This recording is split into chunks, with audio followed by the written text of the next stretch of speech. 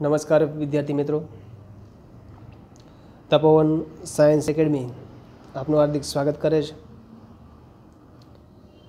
મિત્રો, આજે આપણે વાત કરીશું ધોરણ 11 ચેપ્ટર નંબર 11માં ડાયબોરેન સંયોજનોની બનાવટ, ગુણધર્મો અને ઉપયોગો, જેને બોરોન હાઇડ્રાઇડ તરીકે પણ ઓળખવામાં આવે છે. છેલ્લા લેક્ચરની અંદર આપણે બોરિક એસિડના બનાવટ, ગુણધર્મ અને ઉપયોગ વિશે અભ્યાસ કરેલો છે. વાત કરીશું પ્રશ્ન નંબર 31. ડાયબોરેન ની બનાવટ, ગુણધર્મ અને ઉપયોગ લખો, જેને બોરોન હાઇડ્રાઇડ તરીકે પણ ઓળખવામાં આવે છે. તો વાત કરીએ પહેલાં બનાવટ એટલે કે B2H6, જે ડાયબોરેન સંયોજન તરીકે ઓળખવામાં આવે અથવા તો બોરોન હાઇડ્રાઇડ કહીશું. પહેલી બનાવટમાં બોરોન ફ્લોરાઇડની લિથિયમ એલ્યુમિનિયમ હાઇડ્રાઇડ સાથે પ્રક્રિયા કરવામાં આવે અને ડાયઇથાઇલ ઇથરની હાજરીમાં. હવે કોમનલી આપણે આગળ શીખાય પ્રમાણે પોઝિટિવ આ નેગેટિવ તો એક નિપજ આપશે LiF, સેમ એલ્યુમિનિયમ પોઝિટિવ આ ફ્લોરિન નેગેટિવ તો AlF3 એક નિપજ મળશે. બાકી રહ્યું હાઇડ્રોજનને બોરોન, જે આપણે નિપજ શું મેળવવાની છે B2H6, તો શું મેળવી શકાય? ડાયબોરેન B2H6 મેળવી શકાય. સમીકરણને બેલેન્સ કરી દઈએ. સમીકરણ બેલેન્સ ન હોય તો હવે આપણે જાતે પણ સમીકરણ બેલેન્સ કરતાં શીખી જવું પડશે. તો આપણે વાત કરી કે બોરોન ફ્લોરાઇડની સંયોજન લિથિયમ એલ્યુમિનિયમ હાઇડ્રાઇડ સાથે પ્રક્રિયા કરવામાં આવે તો લિથિયમ અને એલ્યુમિનિયમ એનાયન ફ્લોરિન સાથે જોડાઈને બંનેના ફ્લોરાઇડ આપશે અને એક નિપજ મળશે ડાયબોરેન.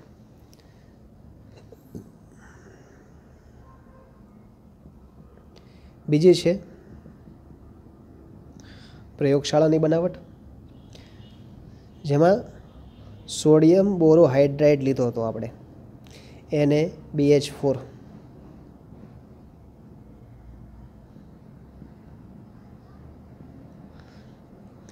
એની પ્રક્રિયા આયોડિન સાથે કરવામાં આવે ડાયઇથાઇલ ઇથરની હાજરીમાં.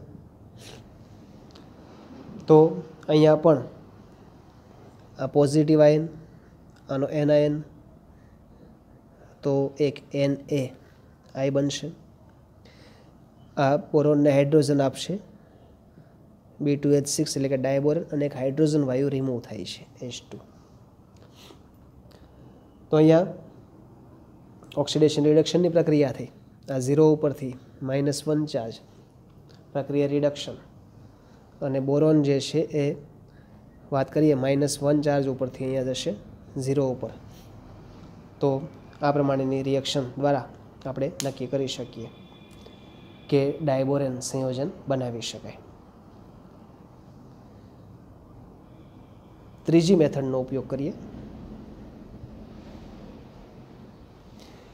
અને આ બનાવટ જે છે એ ઔદ્યોગિક બનાવટ કહેવાય. એટલે કે વાસ્તવિક ઉત્પાદન આ પદ્ધતિથી કરવામાં આવતું હોય, જેમાં બોરોનના ટ્રાયફ્લોરાઇડ સંયોજન લેવામાં આવે, BF3 બોરોનના ટ્રાયફ્લોરાઇડ સંયોજન છે. એની પ્રક્રિયા સોડિયમ હાઇડ્રેટ સાથે, લિથિયમ હાઇડ્રેટ સાથે લેવામાં આવે, અને અહીંયા ફ્લોરાઇડની જગ્યાએ ક્લોરાઇડ સંયોજન પણ લઈ શકાય છે. 450 કેલ્વિન તાપમાને રિએક્શન લઈએ. બધી જ પ્રક્રિયાઓ 450 કેલ્વિન તાપમાને છે. 450 કેલ્વિન. હવે આગળ શીખ્યા પ્રમાણે Na અને F જોડાઈને શું આપે? NaF હાઇડ્રોજનને બોરોન જોડાઈને આપશે B2H6. સેમ અહીંયા લિથિયમ અને ફ્લોરિન જોડાઈને આપશે LiF, બાકી બનાવી શકાય B2H6. અહીંયા પણ લિથિયમ અને ક્લોરિન જોડાઈને આપશે LiCl, અને શું બનાવી શકાય? B2H6. તો આ ત્રણેય રિએક્શનની અંદર આપણે ટ્રાયફ્લોરાઇડ સંયોજનો અથવા તો ટ્રાયક્લોરાઇડ સંયોજન જે છે એનો ઉપયોગ કરીને લિથિયમ હાઇડ્રેટ સાથે અથવા સોડિયમ હાઇડ્રેટ સાથે 450 કેલ્વિન તાપમાને પ્રક્રિયા કરતા તેમાંથી આપણે ડાયબોરેન સંયોજન નિપજ તરીકે મેળવી શકીએ છીએ. આ 3 બનાવટની આપણે વાત કરી ડાયબોરેન સંયોજનની. હવે વાત કરીએ બનાવટ પછી તેના ગુણધર્મો.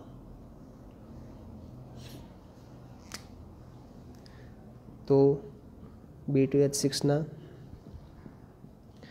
ગુણધર્મો રંગવિહીન છે અને અત્યંત ઝેરી વાયુ છે. ઉત્કલન બિંદુ 180 કેલ્વિન માલુમ પડે છે. રંગવિહીન છે, અત્યંત ઝેરી વાયુ છે, ઉત્કલન બિંદુ 180 કેલ્વિન છે. ડાયબોરેનને ઓક્સિજન સાથે પ્રબળ આકર્ષણ છે માટે એને હવામાં ખુલ્લો રાખતા આપમેળે સળગી ઉઠે છે અને સળગે એટલે પ્રચંડ જથ્થામાં ઉષ્મા મુક્ત કરતો હોય. બરાબર છે. માટે ડાયબોરેન જે છે એની આકર્ષણની વાત કરીએ તો B2H6નું આકર્ષણ કોના પ્રત્યે છે? ઓક્સિજન સાથે. માટે હવામાં ખુલ્લો રાખવામાં આવે તો બોરોન અને ઓક્સિજન શું બનાવે? તો ઓક્સાઇડ સંયોજનો B2O3 અને હાઇડ્રોજન અને ઓક્સિજન હોય તો શું મુક્ત કરે? H2O. અને અહીંયા પ્રચંડ જથ્થામાં ઉષ્મા ઉર્જા મુક્ત થાય છે જેનું મૂલ્ય છે -1976 કિલોજૂલ પ્રતિ મોલ. એટલે કે બોરોનને ઓક્સિજન પ્રત્યે પ્રચંડ અને પ્રબળ આકર્ષણ બળ છે. પરિણામે તે પ્રચંડ જથ્થામાં ઉષ્મા ઉર્જા મુક્ત કરે અને બોરોનનો ઓક્સાઇડ સંયોજન નિપજ તરીકે આપે. આ ગુણધર્મ. હવેનો ગુણધર્મ આના પછીનો ખાસ અગત્યનો કે ડાયબોરેન એમોનિયા સાથે પ્રક્રિયા કરે તો બોરેઝિન બનાવે છે અને બોરેઝિનનું બંધારણ બેન્ઝિન જેવું હોવાથી તેને અકાર્બનિક બેન્ઝિન પણ કહેવાય છે. જેમ કે વાત કરીએ આ B2H6 એની પ્રક્રિયા એમોનિયા સાથે થાય. B2H6ની પ્રક્રિયા એમોનિયા સાથે કરવામાં આવે તો નિપજ જે બને છે એની વાત કરીએ. હવે અહીંયા આ 2H+ મુક્ત કરે. આ 3 અણુઓ છે. ધારો કે 3 અણુમાંથી એક બનાવશે B2H4 2 અણુ અને બીજો એક અણુ જે છે એ B2H4 છે. બરાબર. તો અહીંયા આપણે વાત કરીએ છીએ ટોટલ 3 અણુ હતા. આમાંથી એણે 2માંથી H+ રિમૂવ કરેલા છે તો બાકી શું રહ્યું? B2H4. 2H+ દૂર થયેલા છે અને હવે આ BH2 હતું. B2H4ને શું લખી શકાય? BH2 વાઇઝ લખી શકાય ને. તો આ BH2 એની સાથે કોણ જોડાય છે? NH3 twice. આખાનો ચાર્જ કેવો લઈશું? પ્લસ. પ્લસ ચાર્જને બેલેન્સ કરવા માટે આ કયો આયન જોડાય છે? Anion BH4-. હવે આને 450 કેલ્વિન તાપમાને ગરમ કરવામાં આવે તો B3 N3 અને H6 સંયોજન મળે અને 12 પાણીના 12 H2 હાઇડ્રોજન દૂર થાય. આને બોરેઝિન કહીશું. શું કહેવાય છે? બોરેઝિન. અને બોરેઝિનને બીજું શું કહેવાય? કાર્બનિક બેન્ઝિન. અહીંયા આપણે વાત કરી કે B2H6 જે છે એના હું 2 ભાગ પાડી દઉં. એક BH2 અને બીજો ભાગ કયો બનશે? BH4. સમજો ખાસ. એટલે શું બન્યું? B2H6 બની ગયું. હવે અહીંયા વાત કરીએ આ BH2 જે છે એનો ચાર્જ કેવો? તો આનો ચાર્જ +3, હાઇડ્રોજનનો -2, આખાનો ચાર્જ કેવો આવશે? પ્લસ. સેમ અહીંયા BH4નો આનો +3, આનો -4, આખાનો ચાર્જ કેવો આવશે? માઇનસ. તો આ બંને જોડાય છે પરંતુ સાથે એક સંકીર્ણ સંયોજન માટે કોણ એડ થાય છે? NH3 માટે સંયોજન બને BH2 NH3 ટ્વાઇસ BH4-. એને 450 કેલ્વિન તાપમાને આપણે ગરમ કરીએ તો એમાંથી બોરેઝિન મેળવી શકાય. સમીકરણને બેલેન્સ કરીએ તો 6NH3 અહીંયા 2 લખી શકાય આખા સમીકરણ જે છે એની સાથે, અને બોરેઝિન મળશે.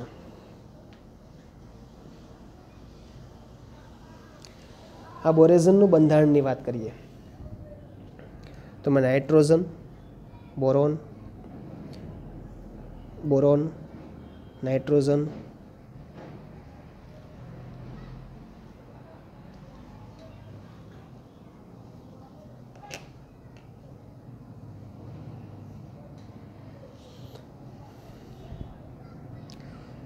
BN3 છે ને, તો boron, nitrogen, boron, nitrogen, boron, nitrogen, એટલે 3 બોરોન અને 3 નાઇટ્રોજન જોડાયેલા, ત્રણેય સાથે એક હાઇડ્રોજન જોડાયેલો છે. આ બંધારણ જે છે એને બોરેઝિન કહેવાય. અહીંયા પેમ્પલેટમાં ભૂલ છે એટલે સુધારો મિત્રો કરી નાખવાનો. આપણે આ પ્રમાણે ગોઠવણી કરવાની હોય, બોરોન બાજુમાં નાઇટ્રોજન આવશે અને એ પ્રમાણે ગોઠવણી કરવાની.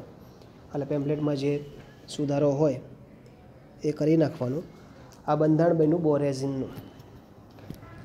ટૂંકમાં ઇન શોર્ટ આખી રિએક્શન પતાવી હોય તો એક જ સ્ટેપમાં લખવી હોય તો આ રીતે લખી શકાય. બોરેઝિનનું બંધારણ કપાઈ ગયું હતું તો ફરીથી દર્શાવું. આ boron, nitrogen, boron, nitrogen, boron, nitrogen, hydrogen, hydrogen, hydrogen, hydrogen, hydrogen ને હાઇડ્રોજન.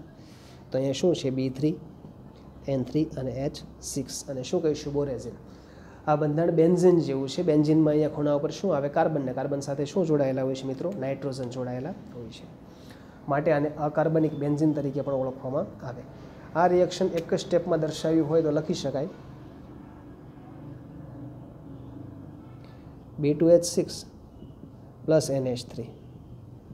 450 કેલ્વિન તાપમાન શું બનાવે? બોરેઝિન. બોરેઝિન તો શું? B3, N3, H6 અને શું મુક્ત કરે છે? 12H2. બોરેઝિન MCQ માટે ખાસ ધ્યાનમાં રાખવાનું. બોરેઝિનને શું કહેવાય? કાર્બનિક બેન્ઝીન તરીકે ઓળખવામાં આવે છે. એ ઉપરાંત ડાયબોરેન જે છે એનું જળ વિભાજન કરતા પાણીનો અણુ ઉમેરવામાં આવે તો આપણને ખ્યાલ છે કે આ કયો આયન આપે? OH- અને H+. OH- જે છે કોની સાથે જોડાય? બોરોન સાથે. તો H3BO3 આવે, બોરિક એસિડ, અને પ્લસ શું મુક્ત કરે છે? H2 ડાયહાઇડ્રોજન વાયુને મુક્ત કરે છે. 450 કેલ્વિન તાપમાને રિએક્શન થાય છે.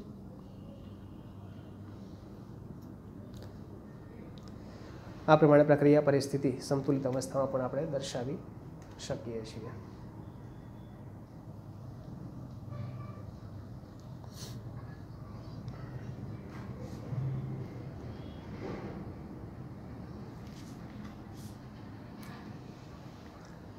એ ઉપરાંત ડાયબોરેનના બંધારણની વાત કરીએ તો ડાયબોરેનની અંદર 4 હાઇડ્રોજન પરમાણુ અને 2 બોરોન પરમાણુ એક જ સમતલમાં હોય છે,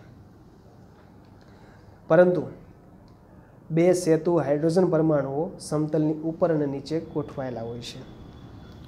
ડાયબોરેન એટલે કે B2H6, આ B એની સાથે જોડાયેલા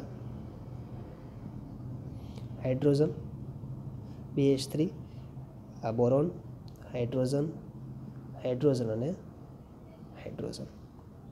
તો અહીંયા વાત કરીએ પ્રમાણે અણુની રચનાની વાત કરવી હોય તો આ પ્રકારની રચના આપણે મિત્રો દર્શાવી શકીએ. અહીંયા બોન્ડિંગ જોવા મળશે, અહીંયા પણ આ બોન્ડિંગ જોવા મળશે.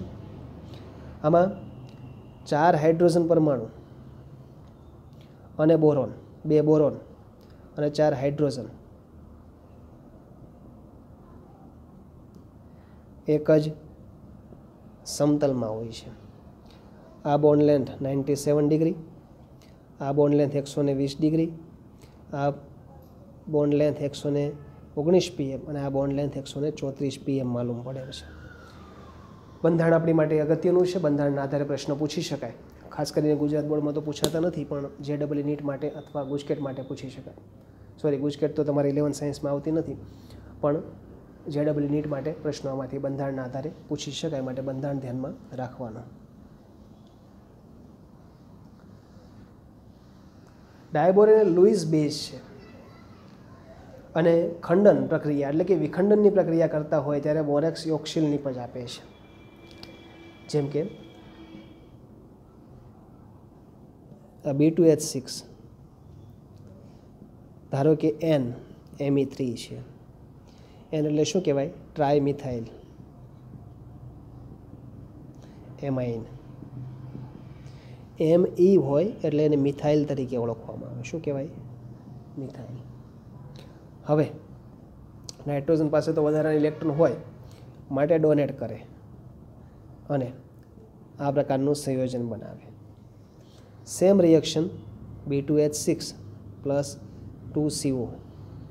ઓક્સિજન પાસે વધારાના ઇલેક્ટ્રોન છે તો એ ડોનેટ કરવાની ક્ષમતા દર્શાવે છે, માટે આ રીતે આપણે સમીકરણને દર્શાવી શકીએ. તો એ યોક્સિલ નિપજ આપે છે એટલે સરવાળા બાદબાકીવાળી નિપજ મેળવી શકાય. તો અહીંયા મિત્રો આપણે વાત કરી ડાયબોરેનની બનાવટ, ગુણધર્મ અને ઉપયોગો. ખાસ અગત્યનો પ્રશ્ન કહી શકાય. બનાવટ ખાસ ધ્યાનમાં રાખવાની. એ ઉપરાંત બોરેઝિનનું બંધારણ પણ ખાસ ધ્યાનમાં રાખવાનું છે.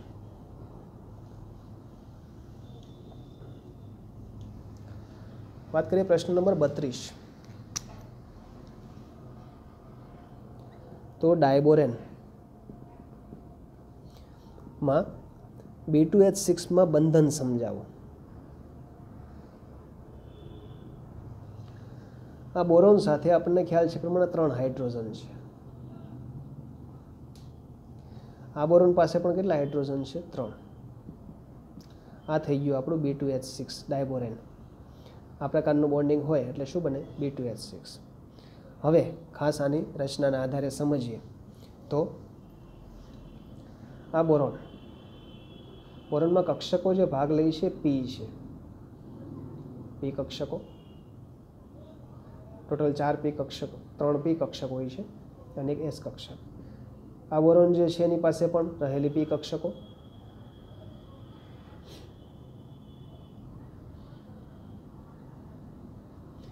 અહીંયા H હાઇડ્રોજન જોડાયેલો છે, અહીંયા H હાઇડ્રોજન છે, અહીંયા પણ શું છે? H હાઇડ્રોજન છે. અહીંયા આની સાથે H હાઇડ્રોજન, હાઇડ્રોજન અને હાઇડ્રોજન. આ BH3ના 2 બંધારણો. હવે આની પાસે ખાલી કક્ષકનું લૂપ હોય છે, આ રીતે જોડાયેલું છે. આની પાસે ખાલી કક્ષકનું લૂપ છે, આ રીતે જોડાયેલું જોવા મળશે. તો અહીંયા આ પ્રકારનો બોન્ડિંગ બને. આ પ્રકારનો બોન્ડિંગ જેને આપણે આ રીતે દર્શાવી શકીએ. આ બોન્ડિંગ થયું, આ બોન્ડિંગ થયું, આ બોરોન એની સાથે જોડાયેલા હાઇડ્રોજન, હાઇડ્રોજન, હાઇડ્રોજન અને હાઇડ્રોજન. તો આ બંધ જે છે ને બનાના બોન્ડિંગ કહેવાય. બનાના બોન્ડ, જેને કેળા બોન્ડ તરીકે ઓળખવામાં આવે. તો ડાયબોરેન જે છે બનાના બોન્ડ દર્શાવે છે, એ ખાસ ધ્યાનમાં રાખવાનું. તો ડાયબોરેન જે છે એમાં બનાના બોન્ડની વાત કરીએ તો 4 બોરોન બોન્ડ હાઇડ્રોજન એ 2 કેન્દ્ર અને 2 ઇલેક્ટ્રોનથી બને છે. જ્યારે 2 બોરોન હાઇડ્રોજન બોરોન અને બોરોન હાઇડ્રોજન બોરોન પ્રકારનો જે બોન્ડિંગ છે એ 3 કેન્દ્ર અને 2 ઇલેક્ટ્રોન વચ્ચે બને છે. આ 3 કેન્દ્ર 2 ઇલેક્ટ્રોન એ શું છે એ સમજીએ ખાસ. ફરીથી રચના સમજાવું છું એટલે થોડોક વધારે ખ્યાલ આવશે. આ બોરોન, આ 3 કક્ષક બોરોનની ઓલરેડી છે. ત્રણેય પાસે 1-1 ઇલેક્ટ્રોન છે. ત્રણેયની એક સાથે એક એસનો ઇલેક્ટ્રોન હાઇડ્રોજનનો જોડાય. એક હાઇડ્રોજનનો ઇલેક્ટ્રોન જોડાય છે. આ રીતની રચનાથી એક BH3માં. બરાબર. એ જ રીતે આ બીજો BH3 લઈએ. આની સાથે હાઇડ્રોજન, 1 ઇલેક્ટ્રોન આનો, 1 ઇલેક્ટ્રોન હાઇડ્રોજનનો, એક આનો, એક હાઇડ્રોજનનો, એક બોરોનનો અને એક હાઇડ્રોજનનો. આ રચના હતી. અહીંયા શું વાત કરીએ છીએ કે 4 બોરોન બોન્ડ હાઇડ્રોજન, આ 1, 2,